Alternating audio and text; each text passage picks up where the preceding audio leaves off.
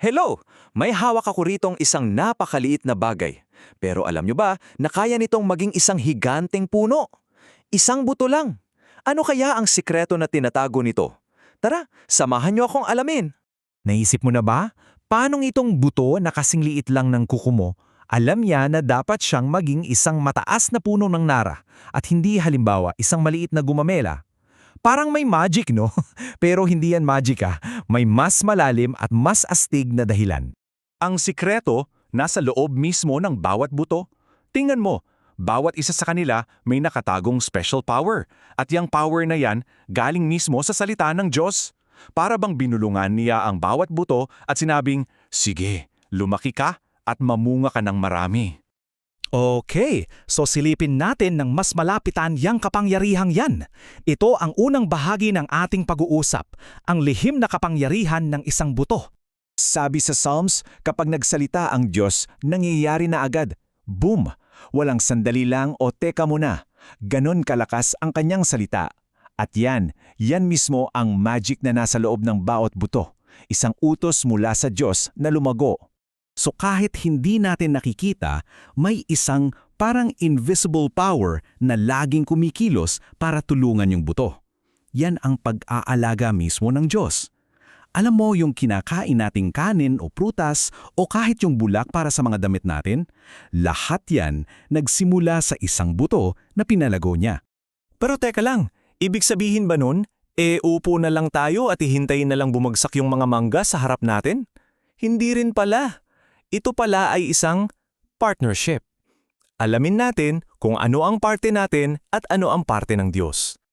Alam nyo, parang sa basketball, kailangan ng teamwork. Hindi pwedeng isa lang ang gumagalaw para manalo. Sa pagtatanim, ganun din pala. Kailangan ng teamwork sa pagitan nating mga tao at ng Diyos. May mga kailangan tayong gawin at may mga gagawin naman siya na siya lang talaga ang may kayang gumawa. Tingnan natin yung playbook. Sa team natin, ito yung mga trabaho natin. Ihanda yung lupa, itanim yung buto, at alisin yung mga damo. Simple, di ba? Pero ang parte ng Diyos? Wow! Siya yung may hawak ng mga superpowers. Ang pagbibigay ng sikat ng araw, ang pagpapadala ng ulan, at ang pinakaimportante sa lahat, siya ang nagbibigay buhay sa buto para tumubuto. Sabi nga mismo sa 1 Corinthians, tayo ay mga manggagawang kasama ng Diyos. Ibig sabihin, teammates. Kaya sobrang halaga ng ginagawa natin. Pero sa huli, lagi nating tatandaan na ang totoong kapangyarihan para magpatubo ng kahit ano ay laging nagmumula sa Kanya. Okay, galing na tayo sa totoong buto, yung nasa lupa. Ngayon, paano kung tayo mismo ay nagtatanim din pala ng mga buto araw-araw pero hindi sa lupa? Dito na tayo sa ating ikatlong bahagi, ang pagtatanim ng mabuting binhi. Isipin mo to, bawat salitang sinasabi mo, bawat kilos na ginagawa mo, para yung mga buto na ikinakalat mo sa paligid. Ano kayang uri ng halaman ang tumutubo mula sa mga buto na itinatanim mo sa buhay ng iba araw-araw?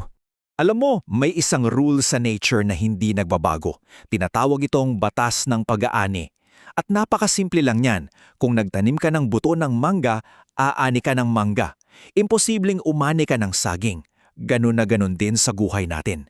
Kung ano yung binibigay natin sa iba, yun din ang babalik sa atin. May dalawang klase ng binhi tayong pwedeng itanim sa araw-araw. Una, yung mabubuting binhi. Yung pagtulong sa kaklase, pagiging mabait kay kuya o ate, pagyakap kay mommy, pag-share ng baon mo.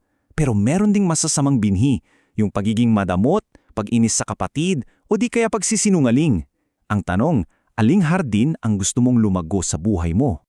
At ang pinaka-cool sa pagtatanim ng mabuting binhi, kumakalat ito na parang magic. Halimbawa, binigyan mo ng sandwich yung kaibigan mo kasi wala siyang baon. Sumaya siya. At dahil masaya siya, nakita niya yung isa niyo pang kaklase na umiiyak at tinabihan niya. Kita mo, mula sa isang sandwich, naging dalawang kabutihan para siyang chain reaction ng kabaitan. Okay, balik tayo sa halaman. Alam nyo ba na yung paglaki natin bilang mga bata ay parang paglaki rin ng isang halaman? Halika, tingnan natin kung paano. Ito na ang ika-4 nating bahagi. Paglaki na parang halaman. Ayon sa Biblia, ang buhay natin ay may 3 stages, parang halaman ng mais. Una, yung usbong. Yan yung pagkabata natin, simple at masaya. Sunod, yung uhay. Yan ang pagiging teenager, kung saan marami tayong natututunan at hinuhubog tayo.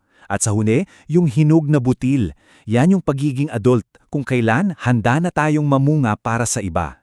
Lahat yan ay maganda at natural na bahagi ng paglaki. So, paano ba tayo lalaki ng maayos? Simple lang, maging totoo ka lang sa sarili mo. Maging masaya ka sa simpleng laro o sa isang masarap na sorbetes. Ugaliin mong tumulong sa iba. At higit sa lahat, huwag kang magmadali. Hayaan mo lang ang sarili mong lumago, parang isang bulaklak na dahan-dahang bumubukas sa ilalim ng sikat ng araw. At ngayon, handa na ba kayo sa pinakamalalim at pinakamahalagang aral na ituturo sa atin ng isang maliit na buto? Dito na tayo sa huling bahagi, ang aral para sa walang hanggang. Ito, may isang bagay na medyo kakaibang isipin. Para ang isang buto ay maging isang halaman, kailangan muna nitong mamatay. Teka, anong ibig sabihin nun?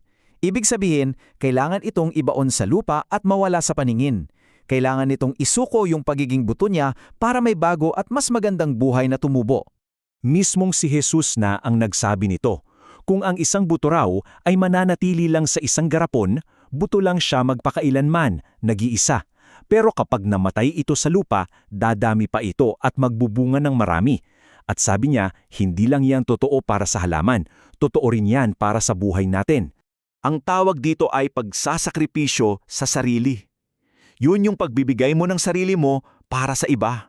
Kapag mas pinipili mong tulungan ng iba kesa unahin ng sarili mong gusto, doon ka tunay na nabubuhay at namumunga. Para kang yung buto na isinuko ang sarili, para isang mas magandang bagay ang tumubo mula sa'yo. At dito natin makikita yung pinaka-wow at pinakamalaking aral sa lahat, ang aral ng muling pagkabuhay. Tulad ng isang buto na inilibing sa madilim na lupa pero lumabas bilang isang magandang halaman, ganun din daw ang pangako sa mga nagmamahal sa Diyos.